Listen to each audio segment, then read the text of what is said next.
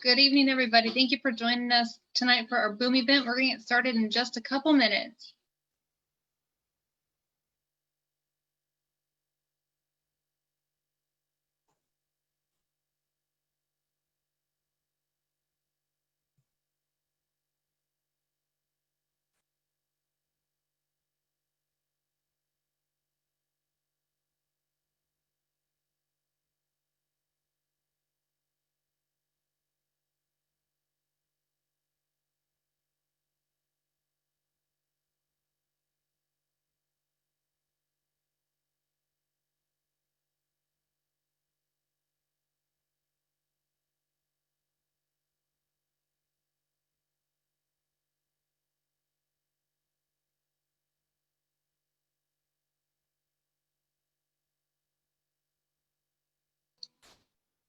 Good evening. Thank you for joining us for our Boom event. We've got just a couple more slides and we've got a little video for you.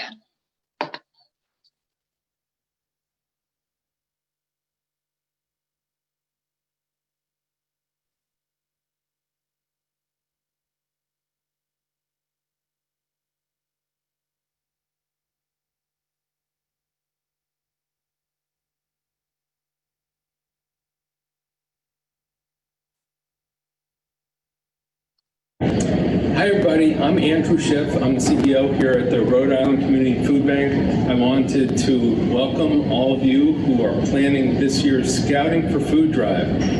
November is going to be the 32nd year, which is unbelievable. And I just want you to know how important the food drive is for us. It's our largest food drive of the year. And last year, you guys helped collect 130,000 pounds of food, which was awesome. I bet you can do even more. We need your help more than ever because with COVID-19 and this health emergency, a lot of families are suffering hardship and they're turning to us for food assistance. So we need more food than ever. So thanks to the Scouts, their leaders, and all of you who are going to make Scouting for Food another successful drive this November. Thank you for everything you do, and we look forward to seeing you here in a few months. Take care.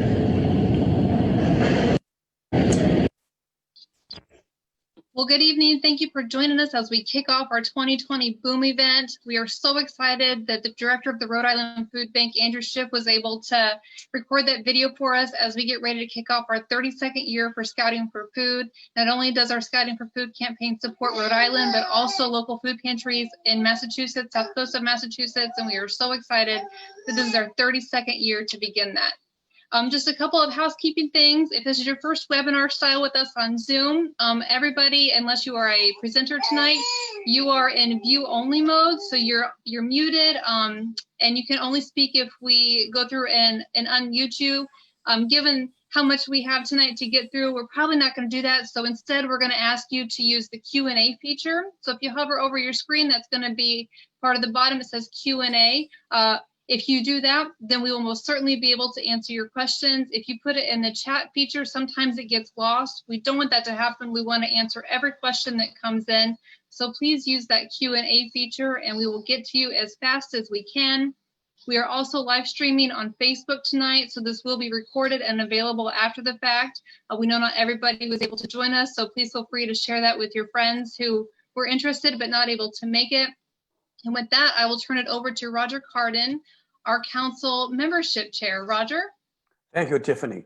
From the comforts of your chosen area, you and I shall witness presentations that will inform all of us on our summer camp program opportunities, fall popcorn sale, how might our fall membership growth campaign might look in 3 different sets of unit leaders from the Southeast, Northwest, and the Southwest districts will share that with you. As well as close to the very end before the closing, we will have from our Scout executive, Tim McCandless, the new guidelines for phase 2 of Massachusetts and Rhode Island regarding the units meeting prior to the closing, which will be given by PAX 1913 from the West Warwick and PACI and Troop 11 Coventry. During this event, ask questions in our Q&A area. Please answer our survey questions.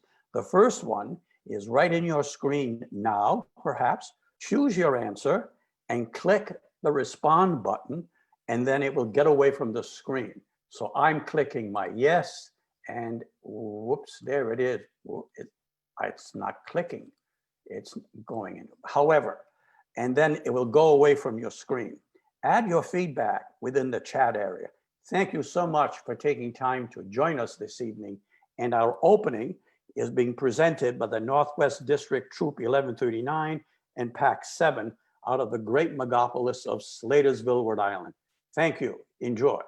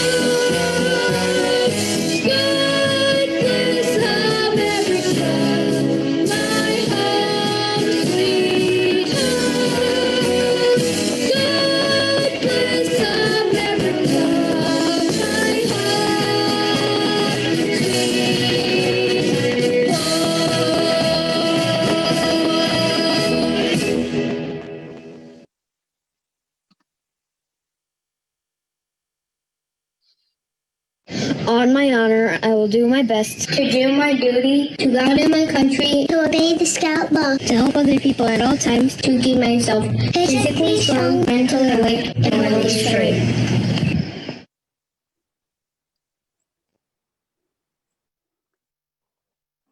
And please welcome our Council President, Mr. Lloyd Albert. Lloyd? Thank you, Roger. What a nice opening from our friends in Slatersville. I am so happy they were singing so that I didn't have to. I was actually lip syncing, so that's okay. But hey, here we are, 100 days into a pandemic. Who could have imagined what we've all experienced? And I remember very well, about a week into all of this in mid-March, I got on a phone call with a global consulting firm that my company uses called Edelman. And their CEO, Richard Edelman, said, this is the time for action. Not the time to sit back and let the world go by here, but to grab it and do what you can to move forward. And I am so proud that this council has used that approach over the past 12 weeks or so. Way back when, with the CARES Act that was passed by the House and Senate, we applied for a PPP loan and we got it. And that enabled our entire staff to stay employed through the end of June. Phenomenal. In the meantime, we have a dining hall that's being completed as we speak at Yawgoog. I was there 2 Sundays ago. It is a phenomenal one. And we will all gather at some point, hopefully sooner than later, and enjoy a meal and break bread there. We have gone forward with virtual everything, a virtual opening tonight. I sat in through 2 wonderful Saturday night campfires. My wife says, what are we doing tonight, honey? And I said, I'm going to participate in a wonderful campfire. And it's been fantastic, to be honest with you. Virtual merit badges. I understand people are lining up on a Saturday morning to get the class of their choice to make sure they can move forward with their advancement. And all the way through, I look at the folks who are making all of this happen. And what I want to do right now is just say a big thank you. Big thank you to all the volunteers on this call tonight, where none of this could be happening without your engagement, your help, and your passion for scouting. Phenomenal.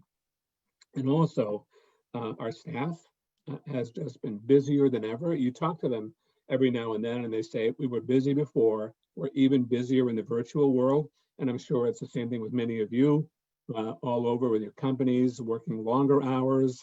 You can't get off of emails until 9 or 10 o'clock at night. It's par for the course. But anyway, thank you to the volunteers, to the staff, to a very engaged board of directors. So happy to be able to work with so many of those folks. So a big thank you. Now, we have an event coming up. I think it is the 17th on Wednesday night, a fireside chat, a really nice opportunity to sit down with myself, with Paul Schofield, our commissioner, of course, with Tim, our scout executive, to talk about the issues of the day, the things that are on your mind, to get clarification, etc. So looking forward to the rest of this evening. Lots to talk about. Tiffany kind of set it up already with lots to go over. And I'll turn it back over to, I think, Tiffany. But again, thank you all for the opportunity to join you tonight. This is great. Thank you so much, Lloyd. We definitely appreciate you taking the time to be with us tonight. Next up is going to be Sue LaFrada. Nope, just kidding. It's going to be Joram and Carol Ann to talk to us about program stuff.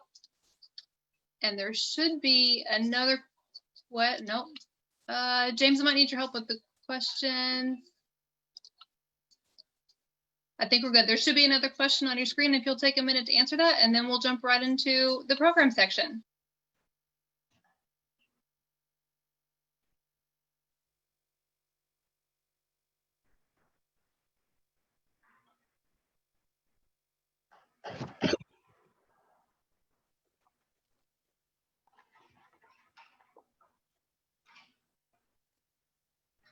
Are we good or? Yep, you can go ahead and start. There's still a couple answers coming in, but go ahead and start. Okay. Well, good evening, everyone. My name's Carol Ann. For those that do not know me, I'm with Troop 11 Coventry, and I'm also the council's program chair for activities. This evening, I'm going to talk to you about something that's very near and dear to my heart, which is our summer camping program. Camp, as we all know, is the highlight of the scouting year. Even if we can't be together in person, Narragansett Council believes it's vital to deliver the adventures and experiences of summer camp. All Scouts have the opportunity to participate in summer camp. Cub Scouts are going to participate in state camp, and Scouts BSA are going to do Yawgoog Network. For state camp, our Cub Scouts will have 4 weeks running July 6th through 31st, weekly adventures designed to keep the adventures of Cub Scouting going strong, and each week has a different theme and activities.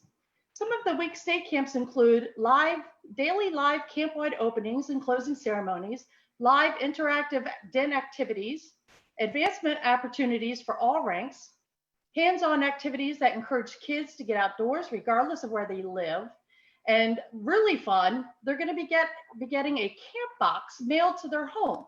Boxes will include materials and kids' daily interactive activities focusing on nature, STEM, scout skills, and a custom den flag kit, camper and parent guides with schedules, and a 2020 state camp patch, and much more. In addition to all of that, during state camp, we'll have guest presenters, and we will also have a Friday camp-wide virtual closing campfire for campers and their families. In addition, we will have weekly community service and citizenship projects, and a voucher for an in-person outdoor adventure for fall of 2020. The first theme for week 1 is going to be surviving the great outdoors. This is going to focus on scout skills and survival skills. They're going to earn the Emergency Preparedness Award and compete in the Pillow Fort Shelter Contest. That should be fun. I'm glad I don't have to compete in that. I would not do well. Week 2 is exploring the world around us. Nature and outdoor activities, guest presenters, and Cubs will earn adventures ranks for all. Week 3, we're going to focus on STEM, and campers will earn the NOVA Award with hands-on experiments. Week 4 is backyard adventures. This is also going to be our Spirit Week, lots of crafts, and backyard nature challenges. The fee for these is going to be $75 per week. You can learn more at the webinar tomorrow night, if you schedule for it, at 7 p.m. on the Council Facebook page. More information and the registration can be found on the Council website at ncbsa.org /state camp. In addition, the Scouts USA, we have the Yawgoog Network. By subscribing to the Yawgoog Virtual Network, you will gain access to all the content presently being generated by our very dedicated staff here at Yawgoog Scout Reservation. The program runs Monday through Friday and a Saturday night show for each of the 8 weeks. Subscribers will have access to all the programs for the entire duration, not just for the single week. The Yawgoog Network will start June 29th and run continuous for the 8 weeks. Participants can sign up individually or as a troop. However, ideally, we would like troops to pick 1 week and augment our program with virtual troop activities or in-person activities to really make it exciting for the Scouts and keep them engaged. Our programs include, but not limited to, the following religious services: Friday evening Jewish services, Monday opening campfires, flag raising and lowering, scavenger hunts, trivia contest, baking, costume contest, wild edible hikes, pond exploration, and videos on hidden or out-of-the-way places at Yawgoog. We will also be offering demonstrations by our ranger and food service staff. Other demonstrations will include rope work, pioneering skills, wilderness survival, flag etiquette, first aid skills, and much more. Subscriptions for the Yawgoog Network will include a hat, t-shirt, and patch. Sorry, almost forgot the t-shirt there. It's going to be $25 per person, which is a $100 plus value. Difference in cost offset by generous contribution from the Yawgoog Alumni Association. We're very grateful for their support. Learn more and register at yawgoog.org. So we already did the poll, so I won't be asking, or does Jorm want to give us what our poll will, how many units will be promoting our camp this year to our Scouts? Sure. So 82% of people who voted said they will be promoting summer camp to their units. Awesome. Thank you guys very much.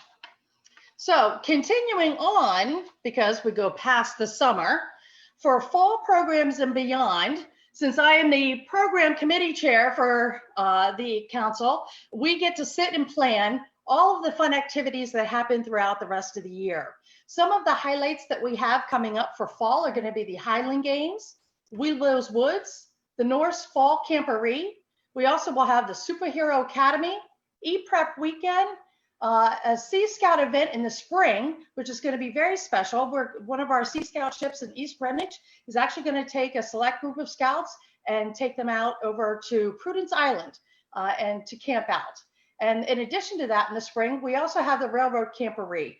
That is not all of our entire list. I could not sit here and list our entire list. For all of the events that we have going on, please be sure to constantly check back to the Narragansett Council website. The council programs are very important because they continue to help the units with recruitment, retention.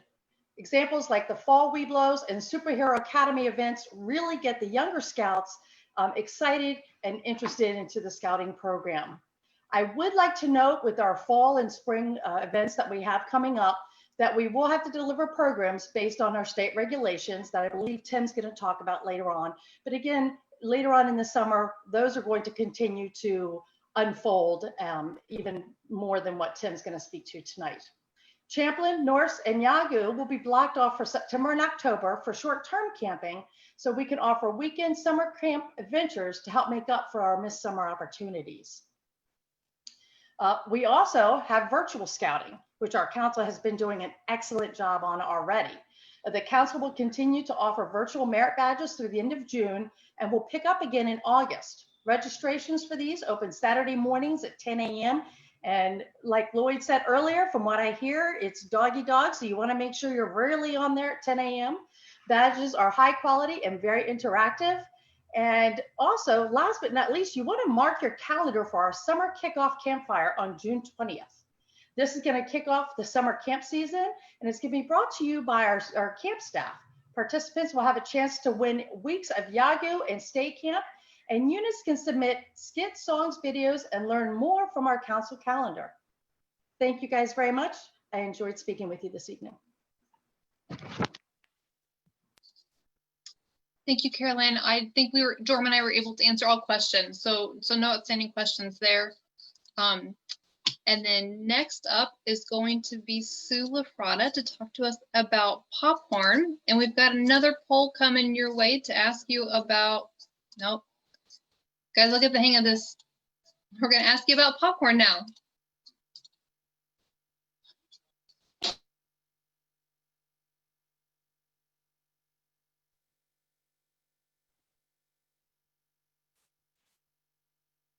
Okay, so welcome to the popcorn portion of our Boom event. I am Susan Lafrada from Pac 12 and Troop 33 from North Attleboro, and I'm going to tell you how you can fund your scouting adventure with popcorn. To start, we'd like to recognize the top 10 selling units in Narragansett Council. I am very proud to see that my pack listed as #1 in the council for selling almost $29,000. Combined, these 10 units sold over $140,000. Last year, all the units who sold made a profit of over $171,000. That is actual cash in hand in their pockets. That's an average of over $1,400 per unit. Think of all the things your unit could do with $1,400 in cash. In fact, we had 11 units sell over $10,000, so it is possible to fund your entire scouting program with popcorn. Even more amazing are the 4 scouts who sold at least $3,500 and earned recognition of being super sellers. That recognition comes with prizes that include cash. The key benefits of the sale are the fact that we have online sales portal that scouts can customize that is available 24/7. Scouts can sell product across the country. There is no upfront cost. In fact, your unit only pays for what you sell. The council always allows for returns of unsold popcorn, so they absorb the risk and makes the sale risk-free for your unit. Note, since this is a food product, council is not able to return any product to the vendor. Council, along with Camp Masters, provides marketing, sales, and customer service support. Council and Camp Masters also provides free prizes.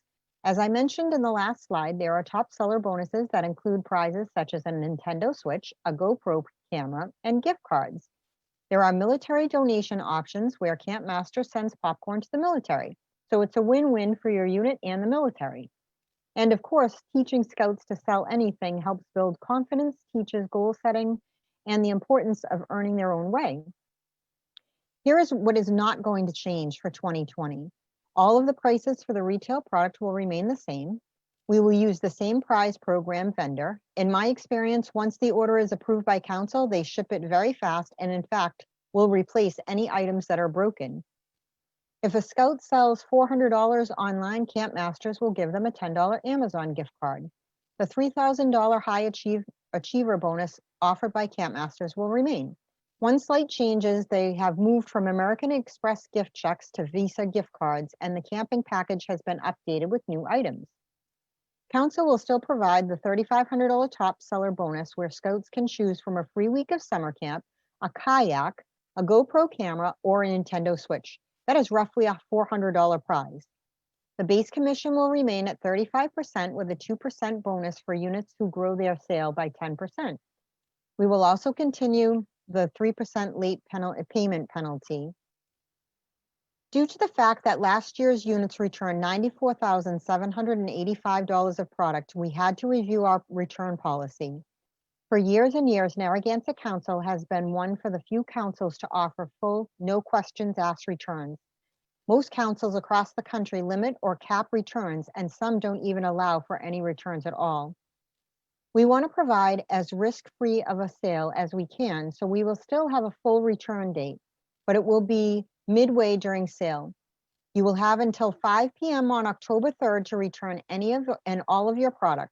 This will allow us to get more product out to units who are requesting more.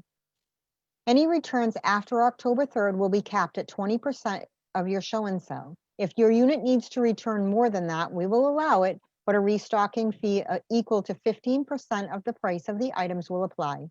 All returns must be in by October 31st, and no returns will be allowed after October 31st. With the current pandemic in mind, we want to highlight our online sales portal. Why? Because it allows for 24/7 access, the ability to sell across the country, is a way to provide no contact ordering and delivery. There is free shipping on all online orders. It eliminates the need to handle cash or checks. Customers can pay with a credit card using the secure site. Camp Masters updated their app for easier use of taking and tracking orders. For local sales, Scouts can check off who is paid and what has been delivered.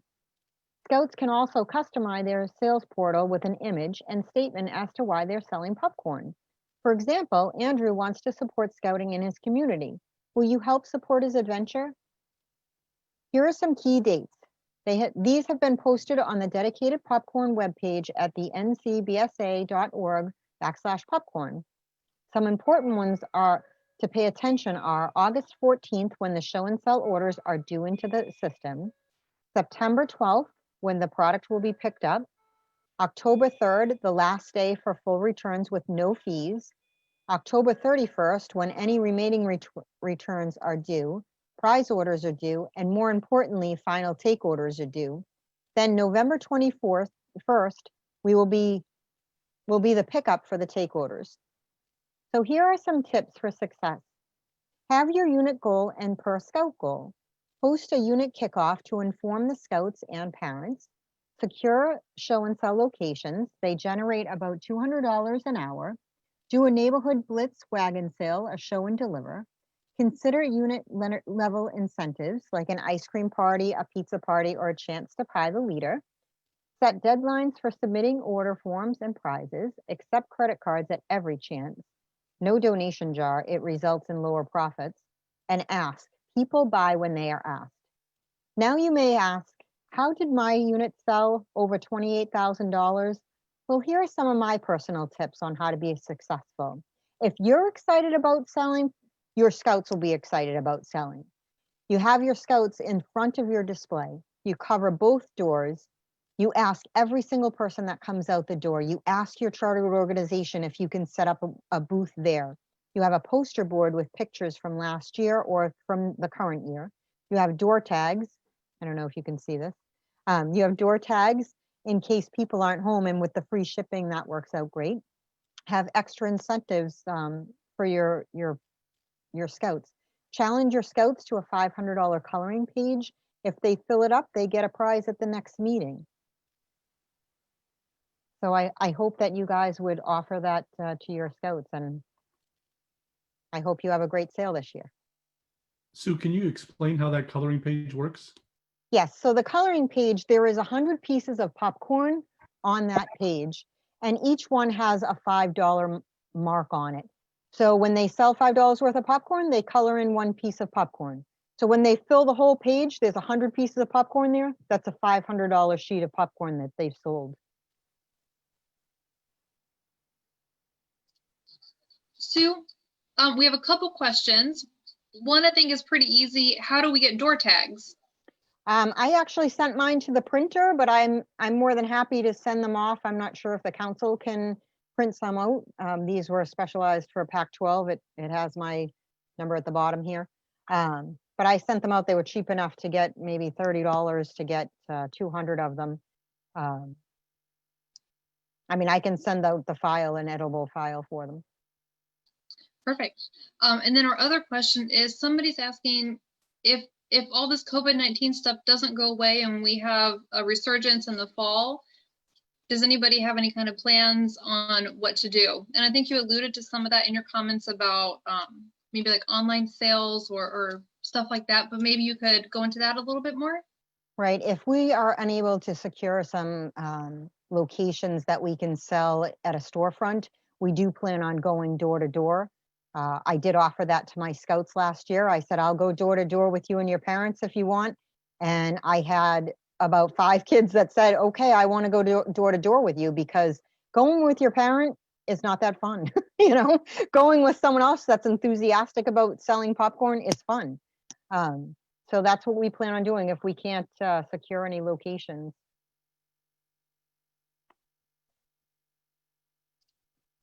Okay, and then, no, that's it. The next one's just a comment. So that is it for popcorn things. So did you have anything else?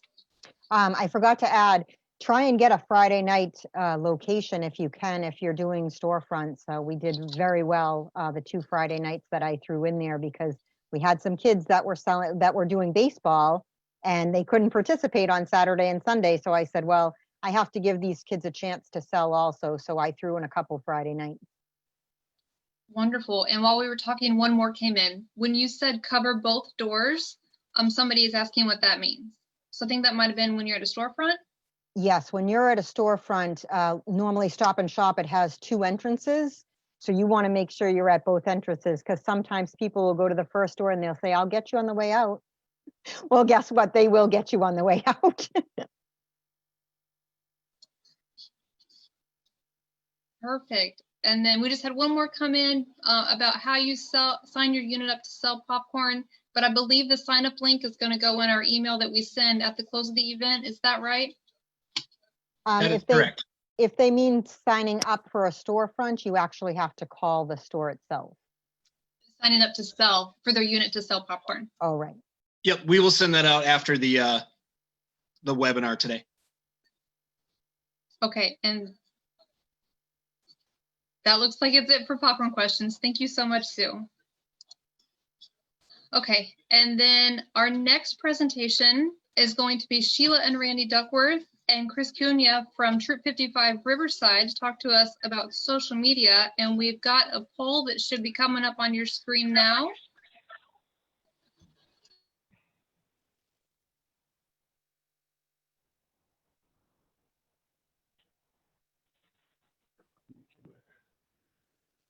Can I go? Can I start now? Sure. Yeah, go ahead. Almost everybody has voted. Okay, I can wait another minute if you want me to.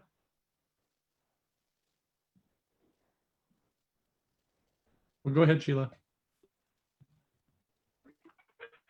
Okay. My name is Sheila Duckworth, and my husband is here next to me. His name is Randy Duckworth, and Chris Cunha is coming to you from his house. We are all leaders in Troop 55 Riverside. We have 2 linked troops. We have a girl troop, which Chris is the scoutmaster of. He's the one in the blue hat. I'm in the middle, and Randy is on the right. Randy is the scoutmaster for our boy troop. I am an assistant for the girl troop, and I'm also on the committee for the boy troop, and I'm also the popcorn colonel and the FOS chair. So part of the reason that I think our troop is so successful is because we have 18 leaders and committee members who all bring something different to the table, and we work really well together. And during this time of virtual learning, we've actually continued to meet. And in fact, next week, we have the mayor of East Providence that is going to come to our virtual meeting to talk to our scouts about current events.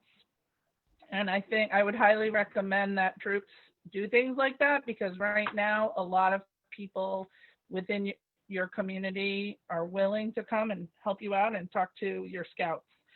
So another reason I think why our troop is so successful is because out of our 18 leaders, 8 of our leaders have all attended Wood Badge. And so we have a big group of people that are trained. Another reason our troop is successful is because of our social media. So we have a Facebook page, which Randy is going to talk about, and then Chris Cunha will talk about the web page that we have. So I'm going to turn it over to Randy now. All right. Well, one thing we do. Oh, we don't watch the video first. Hang on. Sorry. There's a rule in fishing that you should fish where the fish are. Well, the same is true for connecting and communicating with the scouts and families in your pack, troop, team, post, ship, or crew. If you want to reach them, go where they are. And these days, a whole bunch of them are on Facebook and other social media sites. Today, in this short video, we'll teach you the basics of setting up a Facebook page for your Scout unit. We'll also share some do's and don'ts to keep in mind as you bring your unit into the world of social media. If you're like 70% of Americans, you already have a Facebook account. That makes the next step easy.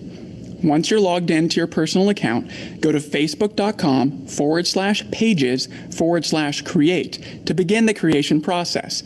Facebook will guide you through the rest. You'll want to set up a public fan page. The key is public, which ensures that anyone who wants to learn more about your unit can find it. Include the time and location of your unit's weekly meetings for anyone who might want to visit, and make your cover photo a signature image of what your unit's all about. If you're a troop or crew that emphasizes high adventure, make the photo something that reflects that. Remember, this Facebook fan page could be your first impression for some who visit. Speaking of, keep in mind that there are two types of people who will visit your page. The first is current scouts, scouters, and their families. They want to connect with other scouts and scouters, learn about upcoming meetings and activities, and see photos from recent events. The second type of visitor, prospective scouts and their families. These are your potential customers, so treat them as such. They want to find contact info for leaders in case they have questions. They want to visit your unit's website if you have one, so include that URL. And if you're lucky, they want to visit your unit, so include when and where your unit meets. A lot of this basic information can go on the About page. Fill in as much as possible. Remember that you might be competing against other units for a new scout, so the more information you provide, the better your odds of recruiting that scout. Once your Facebook page is up and running, keep feeding it new content frequently. Post something at least once per week, but no more than 2 times per day. Any less than weekly, and you risk losing your audience and your momentum. Post too frequently, however, and you could lose them as well. With that in mind, we've put together several do's and a few don'ts for your Facebook page. First, here are some things you can do. Create multiple administrators for your Facebook page, including your top youth leaders.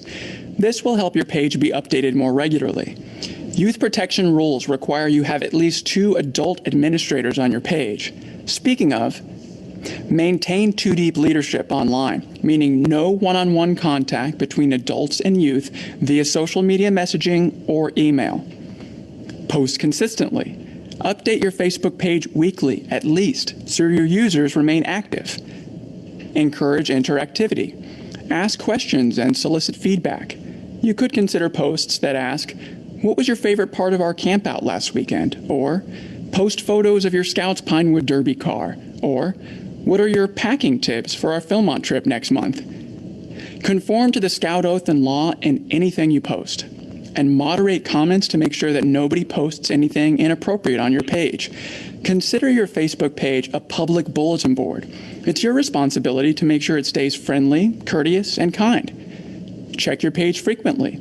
Yes, you're looking for content that's inappropriate, but you're also seeking out questions you can answer from scouts or prospective scouts. And now for the don'ts. Don't post last names of youth members in a public place that anyone can see. Don't share a scout's phone number, address, birthday, or other identifying information. Don't create a fan page that you can't maintain. Be sure you have enough volunteers to keep it moderated and up to date.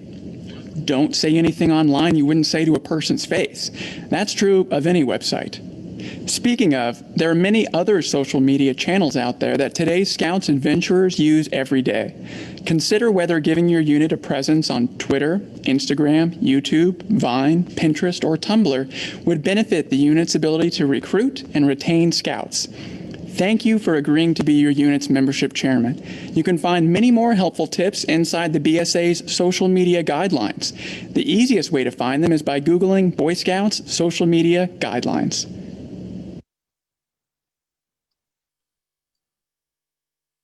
Okay, so now we're going to talk about our Troop 65 Facebook. You want to talk about the gnomes first? So that is our gnome patrol. Do you want to go back to that slide? Do you want that, or do you want the actual Facebook page? Yeah, I'll just talk about that for a minute. Okay. So that's a picture from our Facebook page, and we have a really awesome leader in our troop who is very handy, and his name's Chris Vandal. And he actually, with his father, made our gnome patrol. And this is another way that we have gotten for people to see our troop out in the public. So this is actually in front of a local nursing home. And as you can see, our gnomes are wearing their masks. And okay, now Randy is going to talk about the Facebook page. Well, one thing we do is all our leaders are administrators on the Facebook page, and that makes it easier. If we get a message, it goes to all of us, so that way we can all answer the questions if there are any questions. We ask, all the leaders obviously to keep the Facebook page positive. We don't want any negative posts. I've had negative posts in the past. Once I had the inflatable BB range set up, and somebody posted that I was training the next set of school shooters. So my advice on that is not to argue with them, just to take the post down and block it, because you don't need that kind of negative exposure on your page. One other tip, I always tag any businesses that helps us out in scouting, like Dunkin' Donuts lets us sell popcorn in front of it. So I always make sure I take a picture and tag them, and Miller's Roast Beef and Lowe's also support our troop a lot. So I always try to take a picture of the scouts and put it on a Facebook page and tag them too.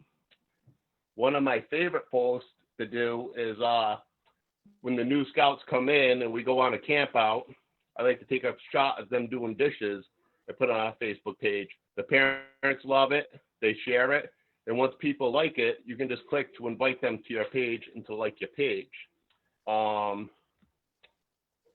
Like this week, as Sheila mentioned, we're having Mayor Bob De Silva come to our Google Meet, and I'm gonna take some pictures of that and put it on our Facebook page next week. So my suggestion would be is to come and look at our Facebook page, Troop 55 Riverside, look at our website and get ideas to set up your page.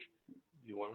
And it really does work, because when you keep it active and you keep posting pictures, like our last 2 brand new scouts on our boy side, they came from seeing our Facebook posts.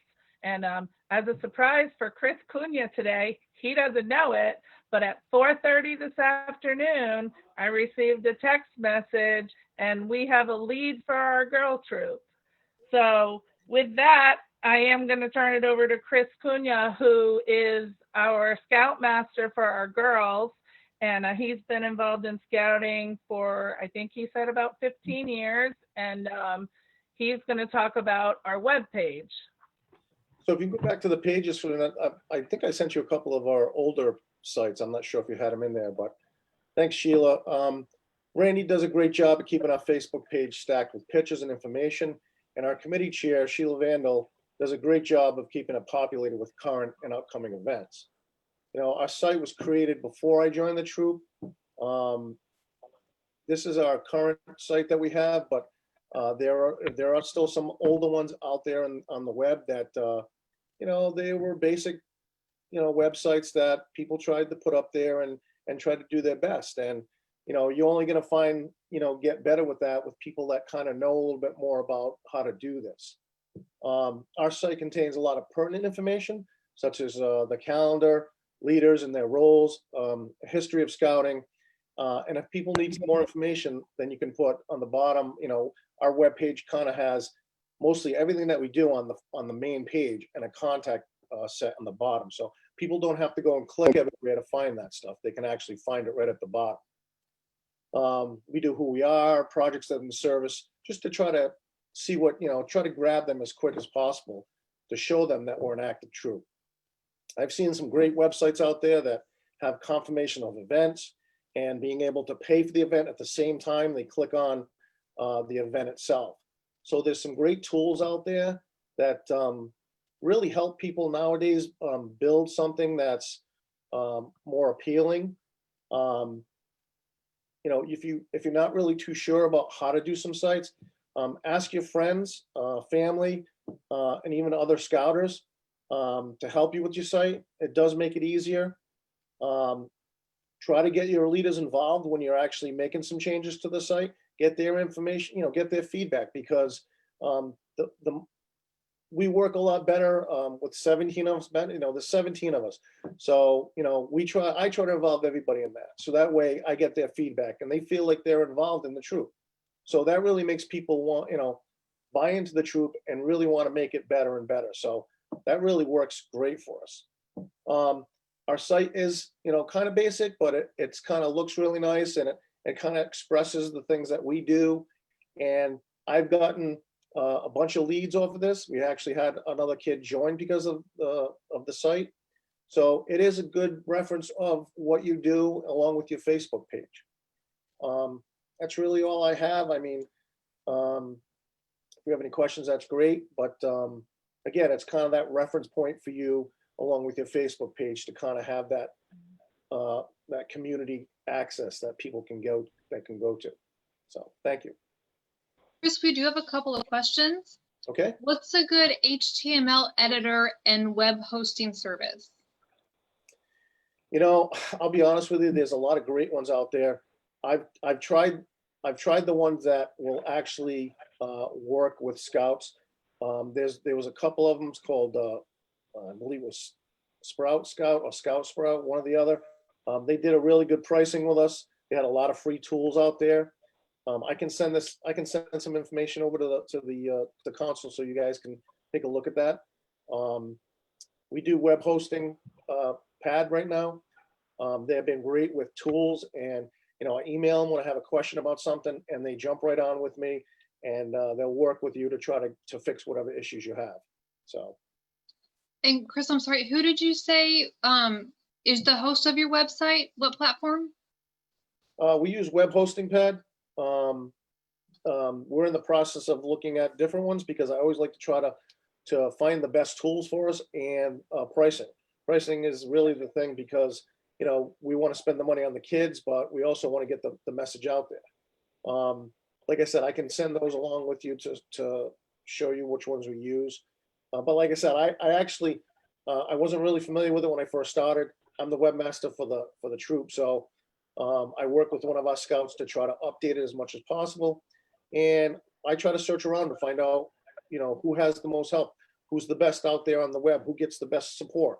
So it's really a kind of a search for the best, unfortunately, but we've had really good success so far. So. And Chris, I know you just mentioned that you have a youth member that helps you out. Does that youth member help with Facebook and the website? They only help with the website right now. We've tried to keep the Facebook page with the adults at the moment. We may do a scout. The problem is that it's an actionary thing. So like Randy does a lot of pitches. So when we're out, we have all the leaders that connect to that, and they update and update and update. And like I mentioned, Sheila Vandal is our committee chair who, I don't know if it was something for work where she had to actually come up with some Facebook options for something she was doing at work. So she jumped right on and wanted to learn how to create the Facebook page, and she did some research, and she does all the content up there now. So if you see all the welcome to scouting, or if you see what's going on for the event coming up, that's her posting that stuff and all the great pictures and events that we do, Randy and some of the other leaders do. Perfect. And we've got one more that came in. I know you guys followed the BSA social media guidelines, but this question is asking, how do you balance privacy and sharing information or photos with your website and Facebook? So maybe you could speak a little more on the personal side of that, how you do that, because reading it in the social media guidelines maybe isn't. Yeah, I mean, I don't really, we don't really, we do our best to not post any of the kids' names. So we'll usually go through as, Randy's taking pictures or somebody's taking pictures. We go through the pictures before we upload them to make sure that, we're not at a place that it shows where we are, or we'll upload the pictures later on after we go through them. And we've had all the kids and parents make sure that they sign the waiver to make sure that we can use their photos and stuff. But if there's a name attached to something, or if we're going to be at an event, we usually don't post that until afterwards, or we don't even put the information on like addresses and stuff. We just basically put, hey, we're having an event on the 15th. It's a popcorn event. And then when our parents log into the site that we have, they can actually see more information, or they get a calendar sent to them that actually has all of the pertinent information. Perfect. We had another question come in. Do you allow anybody to post to your Facebook page, or do you have to approve comments before they're seen? We usually, so go ahead. Go ahead, Randy. Well, leaders can post anything right away, but if it's from somebody from the outside, they need to get approval to post it on there. Yeah. We have many different admins. Like all the leaders are the admins of the Facebook page, and so on a little bit of a side note. Friends with, I'm sorry, Sheila, if you're friends and you're, we've allowed you to come onto the site to post stuff, then yeah, we have to approve that stuff. There are some people that are allowed to just post because we've known them for a while and we know the stuff that they posted. But yeah, you have to make sure you're always looking at that, maintaining that. Like Randy said, he saw that post from that person. So, you have to do your due diligence. We have alerts and notifications for our sites that when somebody posts something, we're able to see that right away. And we go on and usually check that. And if it's something that's not, we feel is appropriate, then it gets taken down right away. So, like I said, there are a lot of tools to help you with that. James, could you go back to the Facebook page and show the picture of our son kneeling in front of the fire pit? Just a regular picture. I think back to that campout. It was just the regular. I think it was a regular picture then. I'm sorry. Campout. The four that were together?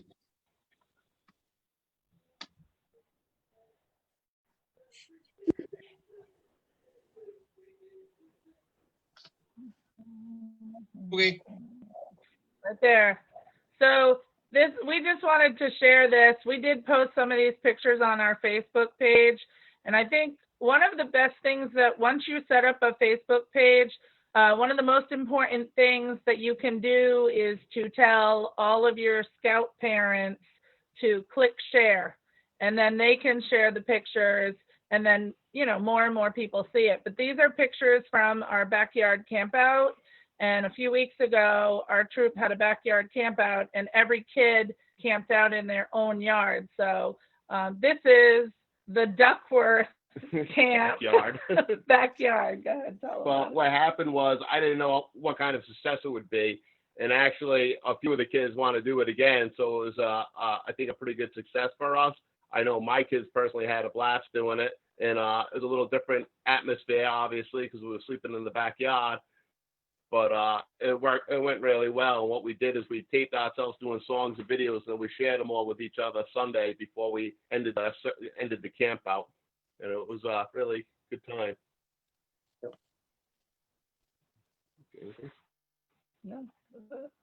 Okay, and then Chris, you mentioned that you have the parents sign the waiver on the pictures, and I know that is part of the health form Part A. But do you have a separate one that you guys use?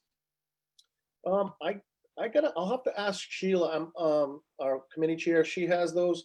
It may be one that we've gotten from Scouts. I'm pretty sure it probably is. But we do have a form, like a whole bunch of information to new parents on Yawgoog and health and all of the stuff. And that's within that packet that they sign when they sign their kids up. So it's included in there. I'm not sure exactly if we use an older version of the picture one or the current one that Sheila may have. We have two Sheilas in our troop. It's not me. Yeah, Sheila Randall, sorry. How many groups do you know with two Sheilas? Well, guys, there are no other questions at this point. Do you have anything else for the group? No, I would just say thank you very much for allowing us to share with you. And if you need help with anything, the Facebook or the website, reach out. We're all here to help each other. So. Perfect. Thank you so much. Thank you. Okay, up next is going to be Heather and Tori Robertson to talk to us about peer-to-peer recruitment. And if you see on the screen, Tori is a Scout, so we are so excited that she is going to be presenting with us tonight. So ladies, the floor is yours. We're asked here tonight to share with you the experience Troop 438 North Smithfield has had with peer-to-peer recruitment. So recruitment we have utilized the usual recruitment techniques that you hear about at council events such as this, such as lawn signs and rally nights, advertising in newspapers, social media and websites like we just heard about, flyers in the schools. All of those are great recruitment tips and they do work. We did get positive results from those methods, but the method that we got the most new scouts to join our troop was peer-to-peer recruitment. Our experience with peer-to-peer recruitment actually started before the troop existed, when we were still in the early adopter phases for the packs. And what we went for was the brothers recruiting their sisters and going for the siblings. Some of those scouts were too old to join the pack at that stage while we were still in the early adapter and the troops hadn't started yet. So we encouraged those scouts to go out and invite friends. But we didn't just shove them out the door and tell them invite your friends to scouting. We gave them talking points, we gave them highlights to talk about, and we made sure we had our calendar planned out ahead of time so that we included them in the planning of it. So they were invested in the program, they were invested and excited about it. So they went out and they were excited to talk to their friends and they had points to talk about. So when you want to utilize peer-to-peer recruitment, it's important to have a quality program if you want them to be able to talk to their friends about it and be excited. So Tori's going to share with us some of the things. She's recruited several of her friends into the troop and talk about some of the things and ways that she introduced scouting to her friends. So on my sports teams, if I had a friend that showed an interest in doing outdoorsy stuff like going on campouts or hiking, then I would tell them about all the fun stuff that we do in our troop and then the fun stuff that was coming up.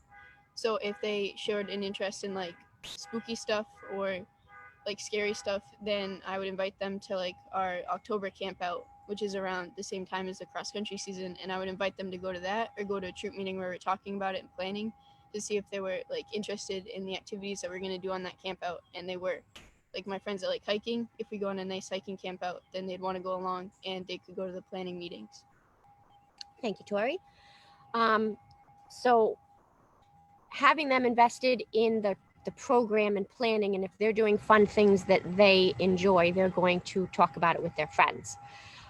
As far as inviting their friends to events, it's important to know as committee members and adult leaders that we don't just want to tell them to invite their friends to scouting, to this big thing. It's just like when we want to recruit adults, we don't ask for the big job, we start with the little ask. Make sure we get that yes. It's the same thing with the scouts. We want to ask them and invite them to the little thing. So you want to make sure that you're planning specific events that are conducive to bringing a friend. You want to make sure it's not a super duper high adventure. You want to make sure it's something close by, but you want to make sure it's something fun. So fun ideas that we have done and suggestions we've made include. We've gone on snow tubing outings, a lot of fun campouts, a lot of hikes. We go on hikes a lot. We go roller skating, a lot of like local activities that would be fun with your friends, but as a troop. Yep. So you want to plan some fun party activity things that the scouts can invite their friends to. We're all parents here. You know your kids come home from school and Joe Schmo invited me to swim at his pool, but you don't know Joe Schmo and you don't know their parents and you don't have any contact information. So it's important if you're going to have these events and you're going to send your scouts out to invite their friends to these events, you want to send them with either a paper invitation that has that contact information, or you want to have some virtual emails that you can send out. Ask your friends for their parents. The scouts ask their friends for their parents' emails and stuff like that. So you're either going to give them your contact information or you want to make sure you're getting their contact information. So something else to keep in mind is we don't want scouts to only be recruiting during recruiting season. We want them to recruit year round. So it's important as you're planning your program to program for year round, to allow for events to invite your scouts to invite friends to. So that's important. Even if in the summer, if you're not meeting regularly, then you need to have some fun events, just fun things to invite to. Another springboard for our scouting peoples to recruit their friends is, fashion is a big deal. Everyone's watching what everybody else is wearing. So we encourage our scouts to wear their Class Bs to not just scout events, but also wear it to school, wear it on the weekends, wear it out and about, have your pack name prominent, have fun events listed, use it, it's advertising.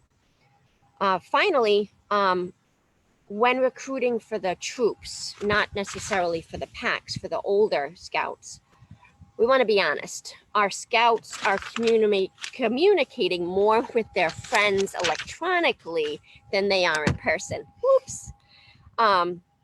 Except while they're scouting, of course.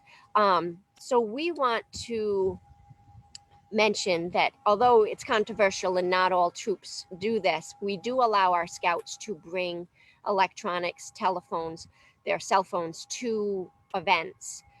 We encourage them to take pictures and share it on their social media sites like Instagram, Snapchat. We have a troop TikTok where we do fun stuff, which is pretty appealing to the demographic, the youth.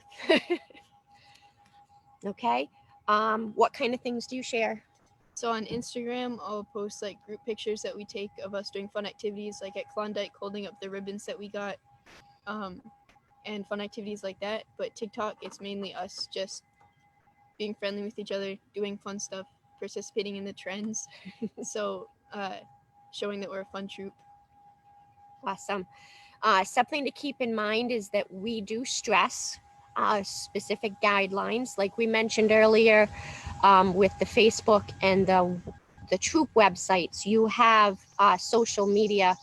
You need to have photo releases. We do as a troop. Not only is it the BSA photo release that we sign on those forms, but we also have our own troop photo releases.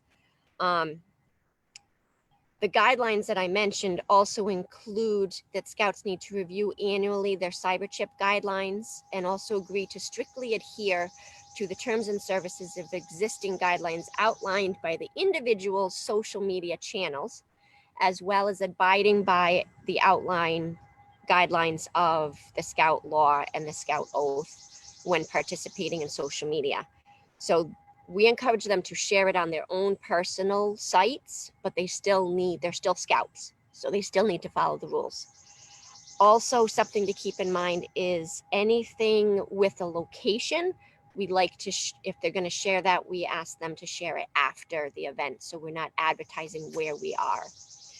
As with the scouting activity that we are advertising through these sites, safety and youth protection should always be the key focus. So keep that in mind. We want to encourage them to talk it up with their friends. We want to invite them to events we're having, and we want them to share it through fun ways that they are doing and how teenagers, we want to be where they are. So that is our presentation. If anyone has any questions, let me know.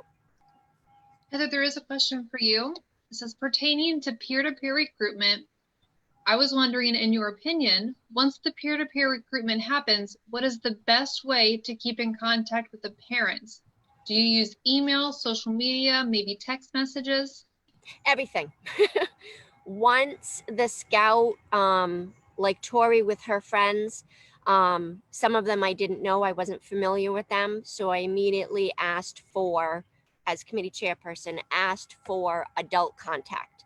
Because what it comes down to is that scout can get that friend excited, enthusiastic, and really wants to join.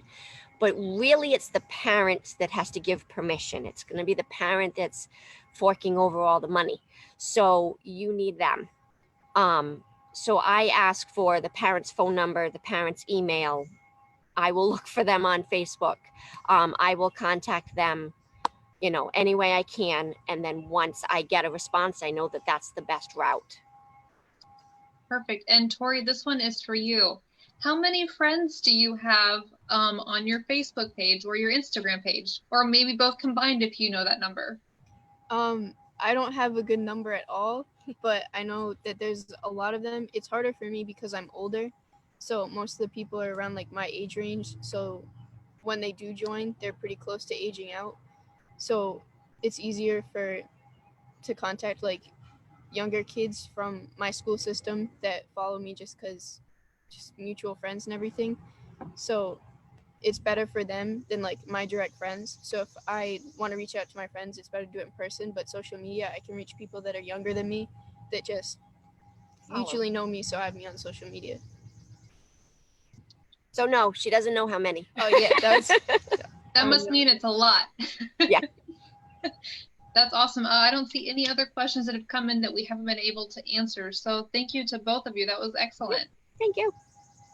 Okay, and then up next is going to be Chris Black to talk to us about virtual meetings, but we've got 2 polls for you this time, so they are coming your way. All right, thank you, Tiffany. And I think James is going to have some slides for us in a sec. But yes, thanks for being here tonight. And, let's look at what's going on. I'm sure that most of us who are on the call tonight have done some sort of a virtual meeting. Our early polls indicated that, we were under 30% of those doing virtual meetings, but I think that has since increased since the virus has continued. So this is a quick picture of what a virtual meeting looks like on the inside or inside of our home. And as a matter of fact, this was our inaugural PAC meeting, because not only were we hosting virtual meetings, we were actually starting a new PAC. So we had some exciting times. So we had some trial by fire. So James, next slide, please. So many of you probably know some of the platforms. I know I have learned an awful lot from my children because I have 2 children in school, 3 children in school, and 2 are using Google Meets and 1 is using Zoom. So I've had the pleasure of learning both platforms. I know Council uses Zoom quite a bit, and we had a discussion last night that Google Meets is very popular, particularly with the school-age children, because they're school email accounts, I believe, allow them to log into that meeting platform as well. There is a thing called Flipgrid and Cahoots, which are kind of fun interactive things that I'll kind of talk about in a second and how we can incorporate those into some of our meetings. James, next slide. So with our virtual meetings, we need to start. And if you're not doing virtual meetings, you need to start now. And one of the best ways, and what we had done with our troop, is we started with a committee meeting. We got all the adults together and said, we need to have a meeting. So we kind of fumbled through it and learned how to do it at a committee meeting. That kept the unit operating, right? So we needed to stay in touch and say, what are our plans? Who can help out with these meetings? Because there's a lot to it and you don't want to have one person have to do it on their own. So start with a committee meeting. And then you want to grow that into a regular unit meeting. And I have some examples in additional slides later that can show that you can run multiple meetings in one meeting. So you have to be consistent. You want to have regular scheduled meetings like you would with any unit meeting. You want to make sure that you're available to your scouting family. You want to stay relevant. We want to stay in front of these families. We're on the call tonight, so we do think of scouting, but we want to really reach out to those families and those scouts that may not be in that inner circle, so to speak, but we want to make sure we're still there, we're still active, and we're still relevant. You want to make the meetings interactive and fun to the best of your ability, and don't make them too long because you can kind of see them when they shut off and they kind of lose interest. So you want to make them fun, interactive, and short. And utilize technology. YouTube, that Cahoots, and the Flipgrid are ways to integrate things. With our new pack, we actually film some of the things ahead of time, post them to our own dedicated YouTube channel for the pack, and then interlace that video link into our meeting. So that way that video or that segment can live on beyond just that meeting, because according to youth protection, we're not supposed to record virtual meetings that have scouts involved. So not recording those meetings kind of lose some of that good content, but if you can make, like, have the assistant scoutmaster or the scoutmaster do a skill or a topic, post it to a YouTube channel, and then that can live forever, whether it be on Facebook or out into the cyber world. We have found that this is an amazing venue to invite friends and families. We've reached out to our community, whether it be on the local community Facebook pages, the parent PTO pages, inviting any family or any young person who wanted to kind of check out our meeting. They don't have to leave their home.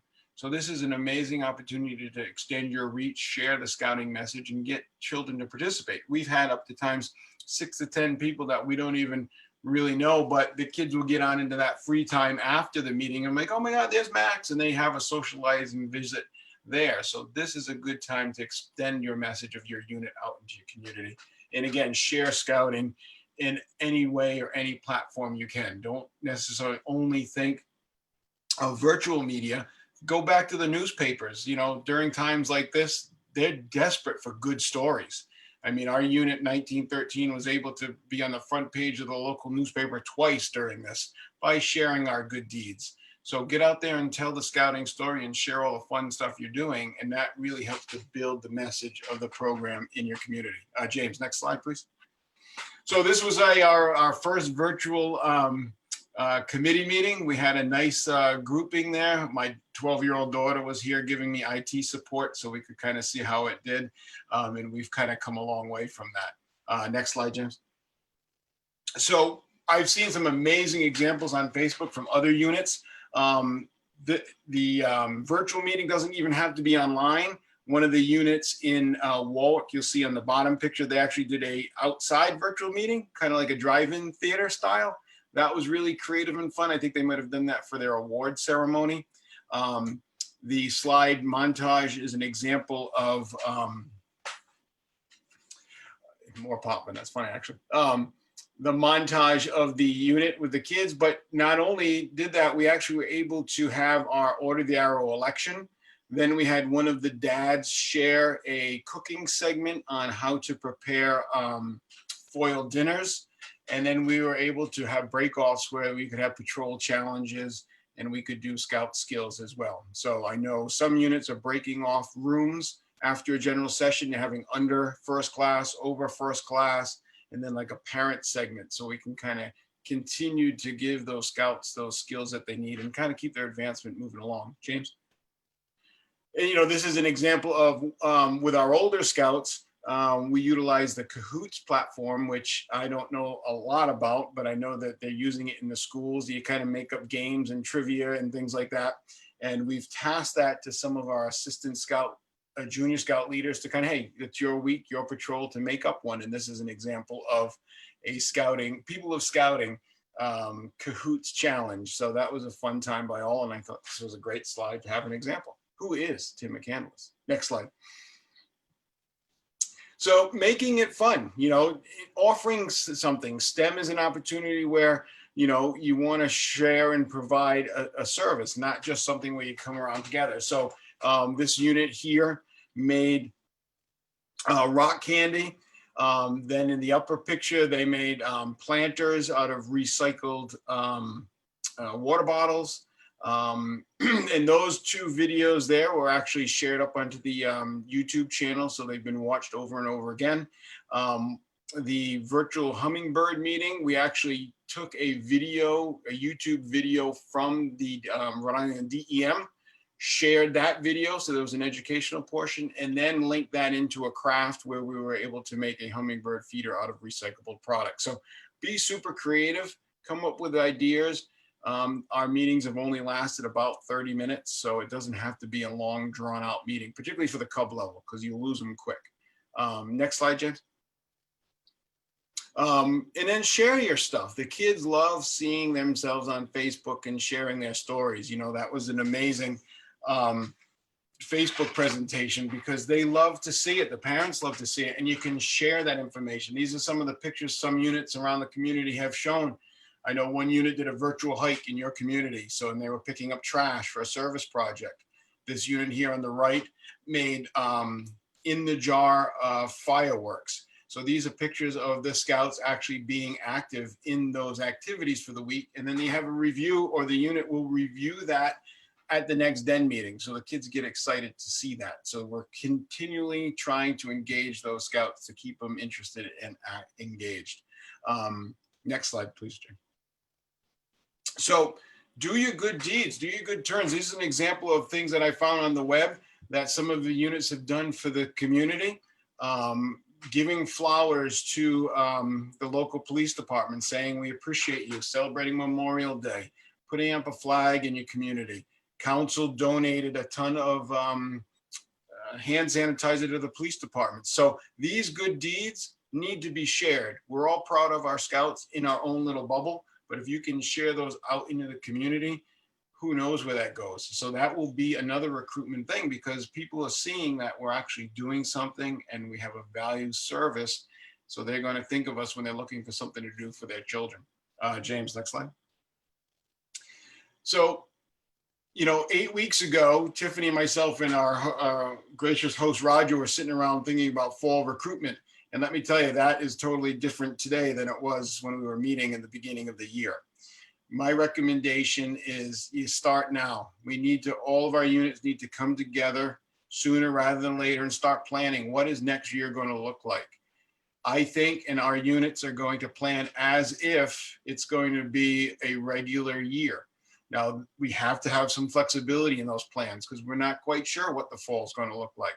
But we want to put into our pack or troop calendar activities that give the scouts something to look forward to. We need to hopefully plan out a camp out in October. We plan out a special event in January, but we have to be also flexible and come up with ideas as a contingent if we cannot do that.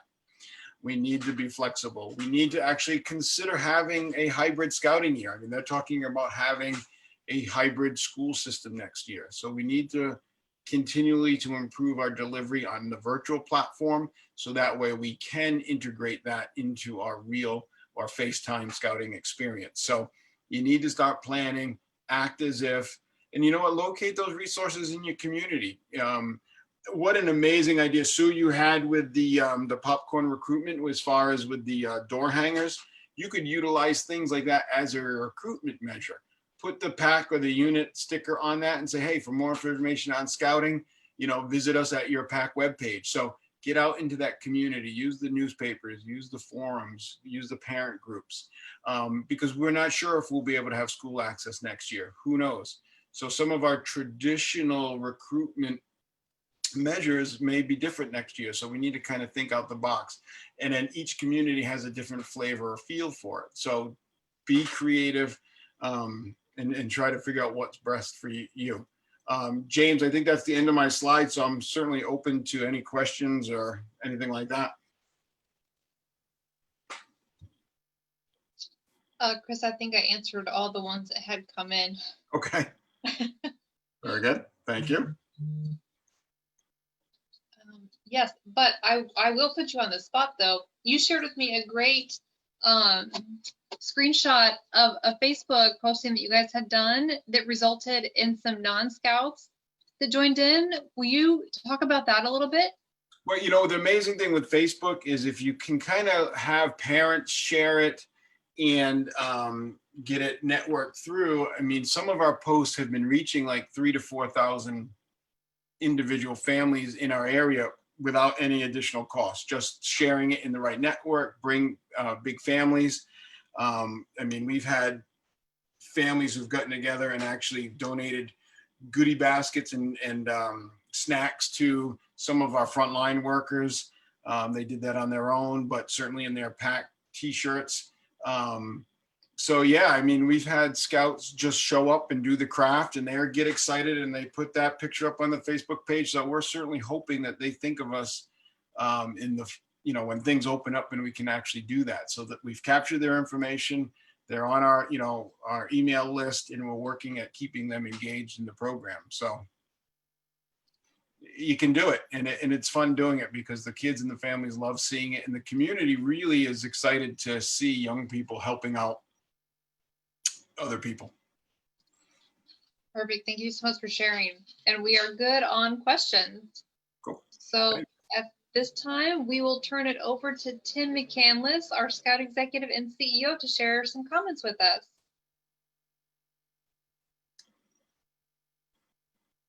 Hey, everyone. It's great to see all of you that joined us. About 160 people either on the Facebook or the Zoom account, and so we're glad you're with us. I've got some information I want to update you on and also give a shout out. The many units, I saw about 85% of those of you online are doing virtual meetings. This is one of our PACs doing a virtual meeting. The Cub Scout and the father participating in their PAC meeting. That's awesome. Thank you so much to everyone that's doing it. And the team that's been putting on the virtual merit badges, it's been amazing what they've been able to do. Our Channel 12 meteorologists were teaching the weather merit badge. We had police officers from Warwick teaching the law enforcement merit badge, and lots more. It was also great to see so many of our Scout families that followed the rules and worked in partnership with our cemeteries on Memorial Day to honor those who gave their lives for our country. And this is just one of many examples where Scouts were able to, a Scout family was out and able to help make that happen. So congratulations and thank you to everyone who's been doing that. If you haven't seen it recently, the new 3-point dining lodge construction is going great. It's only about 30 days behind schedule, basically because of the COVID virus, but we're getting it all set to go, and we hope to be able to use it this fall with some activities coming up. I'll talk a little bit more about that, but it's really a spectacular building overlooking Yawgoog Pond there. And here's a sneak peek at the inside of it.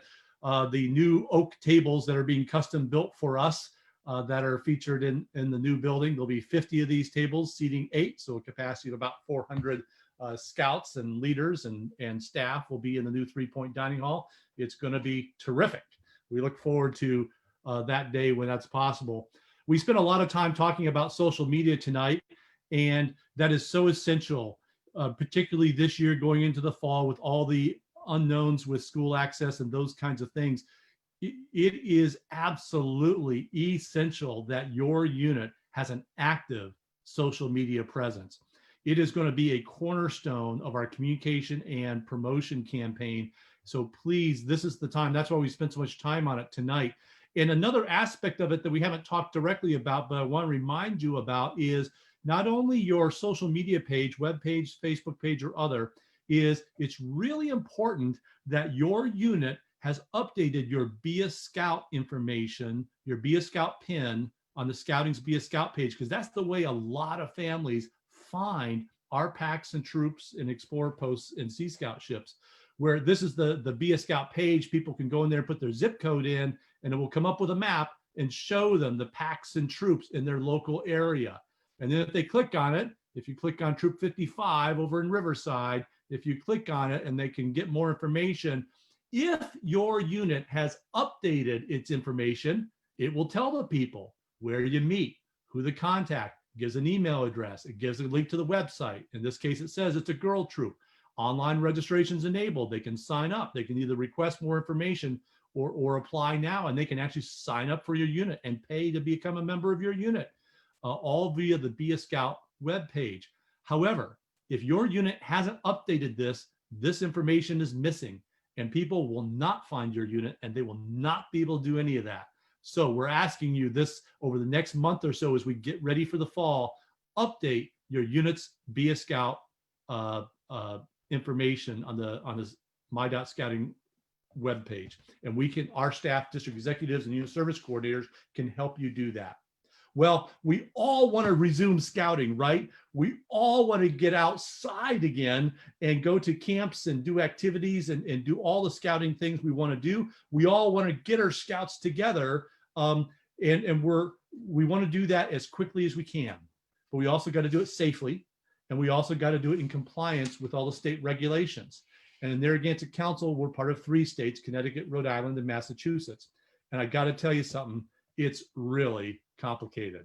Our staff have been monitoring and working in partnership with the states, and the amount of information and rules and regulations that's involved at this stage is unbelievable. So we have been working, I mean, literally there's over 100 pages of rules and regulations between the 3 states that have to be reviewed before we can do anything.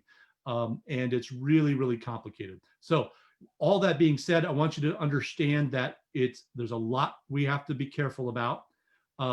There's a lot of requirements, and it's changing almost daily. So for example, Massachusetts published its guidelines for phase 2 for Massachusetts last week, Monday. Well, it all got changed this week, Monday. It didn't all get changed, but got significant updates this week, Monday. So just when we thought we understood what the requirements were, it was changed on us on Monday, and it will be changed again. It's just the nature of what's going on.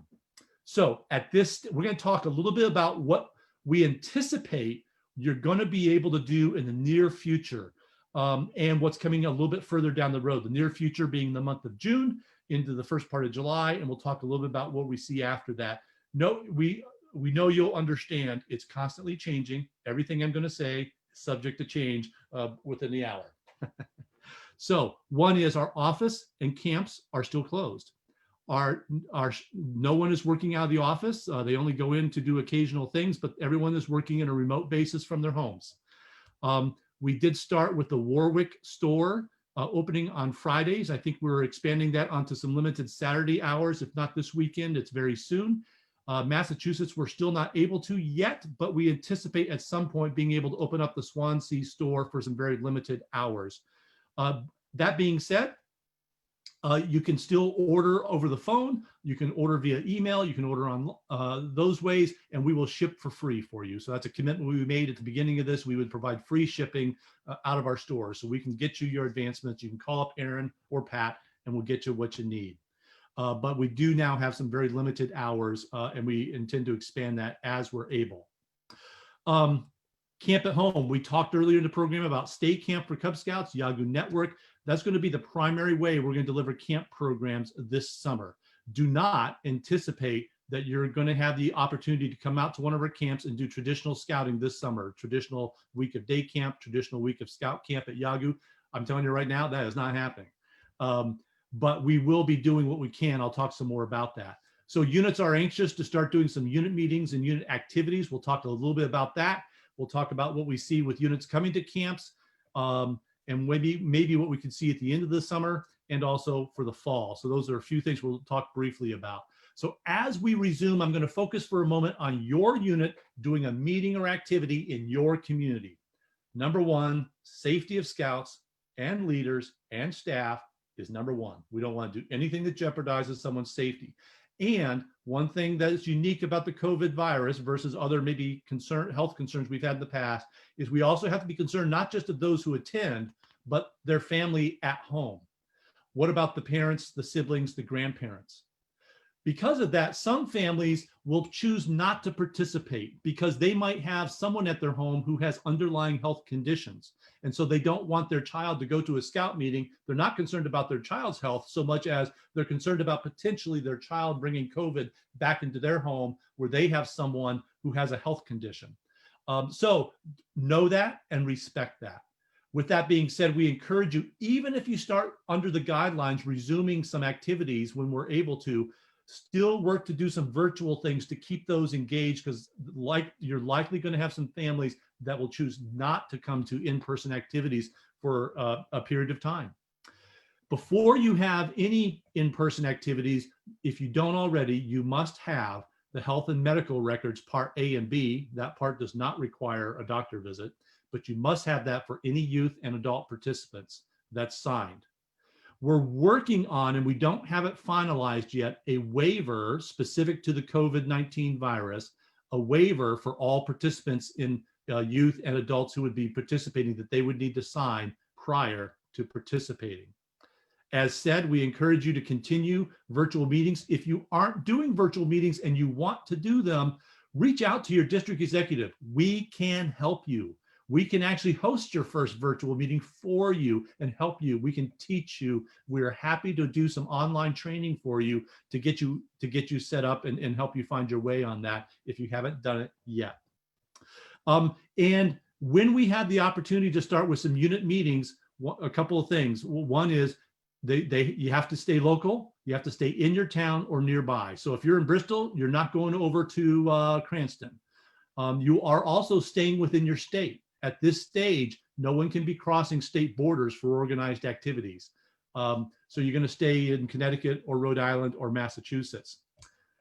These guidelines I'm sharing with you, be careful because there's lots of changes coming. We are working on a document to get to you, hopefully by the end of this week with the Friday email, but please bear with us. There is so much information we're having to sort through on our 3 states. But to give you a highlight, there's going to be the opportunity, at least in some areas, probably this in June, for local meetings meeting certain restrictions. In Massachusetts, group size is currently a max of 10. That includes youth and adults. So if you've got 2 adults, the max you can have is 8 kids present. In Rhode Island, it's 15 for now. That will be going up. It's projected to increase at some point. In Rhode Island, they're expecting later this summer, it's going to go up to 25, but not now. Stable groups is essential. What that means is if a kid is coming on a Monday night this week to a meeting and he's with a group of 8 kids, next week, Monday, it's got to be the exact same 8 kids. It can't be 8 different kids. You can't have them moving around from, you would have to set up groups and they have to stay in that same group for the duration of the summer for any activities that they do. Meetings and activities under 2 hours are allowed in Rhode Island up until June 29th, at which time I'll come to that a little bit later. But they have to be kept under 2 hours, nothing over 2 hours. If it's, we don't have a date yet for Massachusetts. No overnight activities until at least July in Rhode Island, and we don't know a date in Massachusetts. No overnight events right now in Massachusetts, period, until they tell us otherwise. And in Rhode Island, it will be beginning into June 29th, beyond that, but there's restrictions you have to know about, and you're going to have to look at the document we're going to give you. I talked about state borders. We hope to have it by Friday. It will be subject to change. We may not be able to get it all approved by Friday, but we're going to try to do that. This is not Boy Scout terminology. What I'm going to share with you is state of Rhode Island, Massachusetts, and Connecticut terminology. If you're doing an organized youth activity and it's 2 hours or longer, that's classified as, quote, summer camp. So if your troop's going to go on a troop hike and it's going to be projected to be 2.5 to 5 hours long, that is a summer camp activity and it kicks in a whole bunch of restrictions. I don't like it, but safety number one, but there's a lot of restrictions that come along with that. So in Rhode Island, units, if they're going to, all this stuff would apply beginning June 29th. So none of this can happen now, but this is coming primarily in July. Rhode Island units that want to do a activity will be able to do that beginning in June 29th, following all the guidelines. And I'm not going through all these guidelines right here, right now, everything from face masks and social distancing but it does require the other things I mentioned. I'm just giving you a few highlights of that. But it also in Rhode Island will require completing a plan that they provide a template for, that we will provide a link to you on, with providing that plan to the state of Rhode Island. Massachusetts, they haven't clarified that for us yet. For Rhode Island, there is a 55-minute recorded webinar for leaders of any, in their terminology, summer camp activity. In our terminology, a unit activity is going to be 2 hours or more. There's a 55-minute online recorded webinar that the leaders will need to watch. It's not a Boy Scout thing, it's a state thing. It goes over all the rules and regulations that have to be done. So if your unit wants to try an activity in July, following all the guidelines, if they're in Rhode Island, there's going to be a plan you have to complete with the state, and you have to, the leaders, the adults will have to complete this online webinar. Okay, that's just giving you some highlights. If you haven't caught on yet, I'm sure you have, there's a lot involved in making sure that anything we do would be safe and follow all the guidelines. Camps, a couple things just to tell you about with camps, a lot of unknowns. However, we want to use our camps to support you in scouting when we can do so safely and when we can meet all the restrictions. What we anticipate is at some point in July, to be determined after the 4th of July, we anticipate, we're working on plans and working to get them approved by the states, both Rhode Island, Massachusetts, to be able to allow units to come out to our camps to hold your unit meetings or activities. We're not going to be delivering camp program to you. We're not going to be able to do that. But that your unit can come do an activity at our camps, whether it's a hike or other type of activity. And we're working on doing that as soon as we get the go-ahead that we're allowed to do that safely. We're working on possibilities for units to be able to come in smaller groups to camps later in the summer for even some overnight activities. Again, it would not be summer camp. There's not going to be camp staff putting on programs. There's not going to be a Saturday night show in person. We're doing virtual Saturday night shows for the Yawgoog Network, but there won't be a Saturday night show that everyone's going to go to the J. Harold Williams Amphitheater for. But we are looking for an opportunity that maybe, Troop 50 comes out with 12 kids and 3 leaders, and they're able to camp overnight and do some hiking and fishing and those kinds of things at one of the camps. We're working on it. I can't promise it will happen, but that's what we'd like to make sure it can happen as long as we get the go ahead it's safe to do that. We are actively working on, again, depending on the COVID conditions and the state requirements, we're working on producing fall weekend events for both Cub Scouts and Scouts. So if you were to go online soon, it's not up live yet, to reserve a cabin at Yawgoog for this fall, we're not renting out any cabins September, October into Thanksgiving, because we're saving all those weekends to hopefully be providing several different weekends of Friday through Sunday where a troop can come out and get program. We're hoping in the weekends we will be able to deliver program, that the shooting ranges will be open, that the swimming areas or sailing areas will be open. We're hoping to be able to, and the same thing for Cubs at Norse and Champlin. We are hoping that we're going to be able to provide fall weekend activities as much as possible, because we want to get your kids out. We want to get your kids scouting, but safety will come first, and we will follow all state mandates and guidelines. So that's a preview of some of the things coming here. And let me see if, Tiffany, are there any specific questions on this category of things here that we should address before I change gears? Yep, we have just a couple. You had referenced the training that leaders would need to take or earlier on, but where is that training available? It's on the Reopening RI for Rhode Island. It's on the Reopening RI webpage under the youth recreation. We will be including a link to that in our email on Friday, assuming we're able to get these guidelines all hammered out by Friday. But we will include a link to that. It is publicly posted on the Reopening RI webpage. I'd have to double check exactly which tab that's under. Okay, and then just one other one. Maybe you answered this, I might have missed it. Have we addressed how youth can get their health forms updated for those that are over a year old, since a lot of doctors are just now starting to do in-person visits and it's taken a while to get in? Yep. So for these kinds of activities, which are all in short duration, otherwise, in other words, they're a day or a couple of days long. The only thing that's required is parts A and B, which does not require a doctor's visit. Part C does require a doctor's visit. So we will not be requiring a doctor's visit for these. Now, that being said, most doctors, including my doctor, will do a virtual visit to pre-authorize someone to participate in activities if they don't have significant health conditions. They'll do a virtual visit with a patient and be able to authorize and sign off on that. But that is not required for what we're talking about right now. Other questions, Tiffany? So something else that, go ahead. Something else that will be required is every youth and an adult will have to do the screening each day that they participate in an activity. And we're going to provide a link to that too, provided by the CDC, and then the Rhode Island and Massachusetts have versions of it, which are essentially essential. But it's basically every day that they would show up to a meeting or activity that they would have to do the screening to determine if they have any symptoms or any risk factors.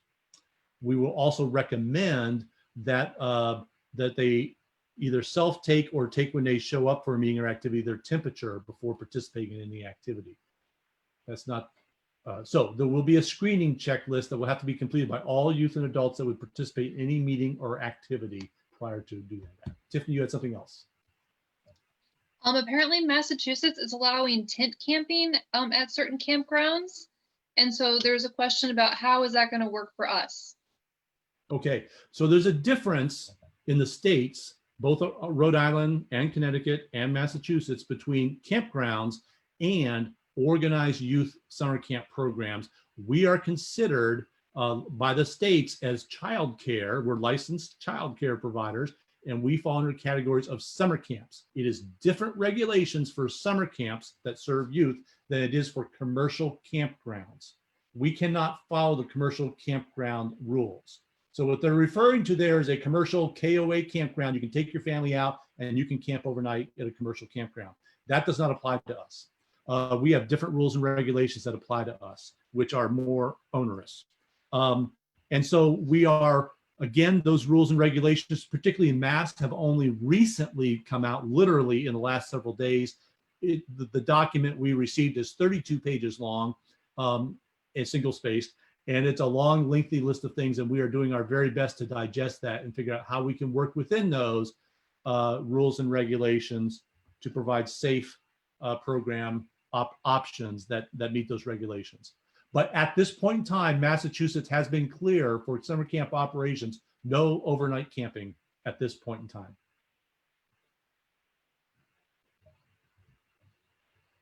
Any other things, Tiffany? How does liability insurance work for backyard camping? Liability insurance for backyard camping. I do not know the answer to that question, and unless someone else on the panel does, we're going to have to follow up on that one. I'm making a note of that now. Okay. Okay, and that is it. The other ones I can answer. Okay, great. I'm going to change gears now, and we're almost there. And that is that Lloyd Albert announced that we're going to do a council-wide fireside chat. I've just pulled up a little bit of that information on your screen. Next week, Wednesday, at 7 o'clock. You're going to have an opportunity to have a discussion with Lloyd and Paul Schofield and myself. We're going to talk about some other things, not the same topics we talked about tonight. We're going to be talking about challenges for scouting that we're dealing with both nationally and locally. We're going to be talking about the Narragansett Council's new adventure card, which we're going to be introducing this fall. We're going to talk about further updates as we get them on camp operations, as well as anticipated changes in our council operations with our stores, service centers, and offices. You probably won't be surprised to know that this virus and everything that's around it has had an enormous financial impact, not on businesses, on restaurants, and also the Narragansett Council. We're not the only ones, probably your employer it's had a negative impact on. It is significant, the financial impact on us as an organization, like it is for many organizations, and we're having to make changes to address that, and some may be significant changes. So we're going to talk about some of those things that are in the works, which are going to have an impact on what we do in the Narragansett Council, and we want to be able to share those things with you and do some Q&A. Details, and the link is not posted yet, but that'll be coming out in the next couple of days, and also in the Friday email that comes out this Friday. So I wanted to make you aware of that.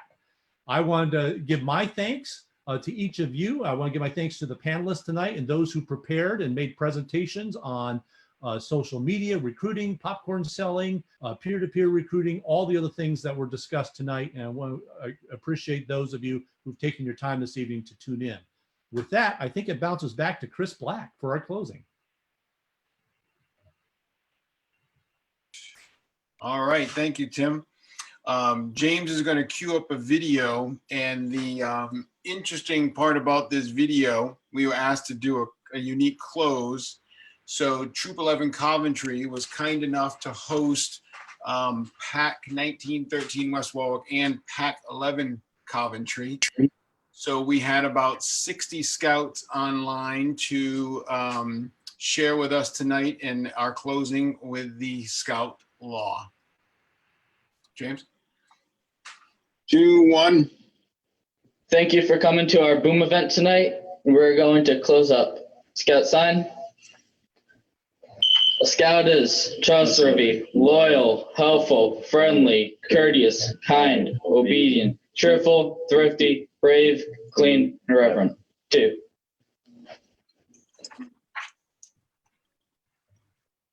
So thank you, everyone. And I know that we are going to be having a launch party kickoff in the fall. I believe the tentative date is August 5th on that. So mark your calendars, I believe. Right, James? That is correct, August 5th. Okay.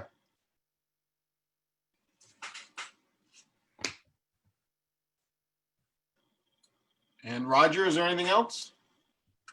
No, that's it, Chris. Good night. All right, Great thanks, evening. everybody. Take the day off tomorrow, Chris. Good night, everyone. Thank you.